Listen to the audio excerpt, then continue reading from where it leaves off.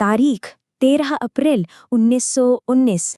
ये हमारे इतिहास का वो दिन है जहां इंसानियत को आप कह सकते हैं सरेआम गोलियों से भून दिया गया था। तो बात शुरू होती है अमृतसर के जलियांवाला बाग से। मौका था बैसाखी का और माहौल था एकदम जिंदगी के जश्न का। लोग बस बैसाखी मनाने के लिए इकट्ठा हुए थे। वहां पुरुष थे, महिलाएं थीं, छोटे छोटे बच्चे थे। पर किसी को क्या पता था कि उनकी ये खुशियां चंद पलों में ही मातम में बदल जाएंगी। और फिर उस जश्न पर मंडराने लगा मौत का साया। अपनी पूरी फौज के साथ ब्रिटिश अफसर रेजिनाल्ड डायर वहां पहुंच गया। सोचिए, सेना ने बाग में घुसकर बाहर निकलने का जो एक ही तंग रास्ता था, उसे भी बंद कर दिया। ना कोई चेतावनी दी, ना कुछ कहा। मतलब साफ था, उन बेगुनाहों की किस्मत का फैसला हो चुका था। और तभी जनरल डायर ने अपनी फौज को उस निहत्ती भीड़ पर गोलियां चलाने का हुक्म दे दिया। और यहीं से शुरू हुआ 10 मिनट का वो भयानक आतंक। अब आप सोचिए, बाग में फंसे लोगों के लिए ना तो बाहर जाने का कोई रास्ता बचा था और ना ही बचने का कोई तरीका। हर तरफ सिर्फ और सिर्फ मौत नाच रही थी।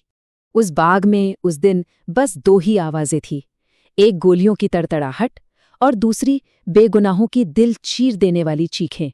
सिर्फ 10 मिनट, जी हाँ, 10 मिनट तक लगातार गोलियों की बौछार होती रही, तब तक जब तक कि सैनिकों की गोलियां ही खत्म नहीं हो गईं।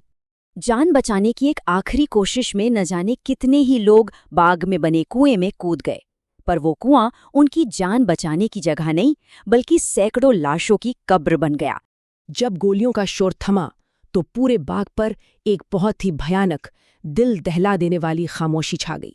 ये मृतकों की खामोशी थी। सिर्फ 10 मिनट के अंदर 1000 से ज्यादा जानें चली गईं, 1000 से ज्यादा जिंदगियां खत्म हो गईं। अब एक तरफ तो पूरे देश का दर्द था, जो इंसाफ मांग रहा था, और दूसरी तरफ थी ब्रिटिश हुकूमत, जो बेशर्मी से इस हैवानियत को सही ठहरा रही थी। ये तो जैसे जख्मों पर नमक छिड़कने जैसा था। लेकिन जमीन पर बहा वो खून बेकार नहीं गया।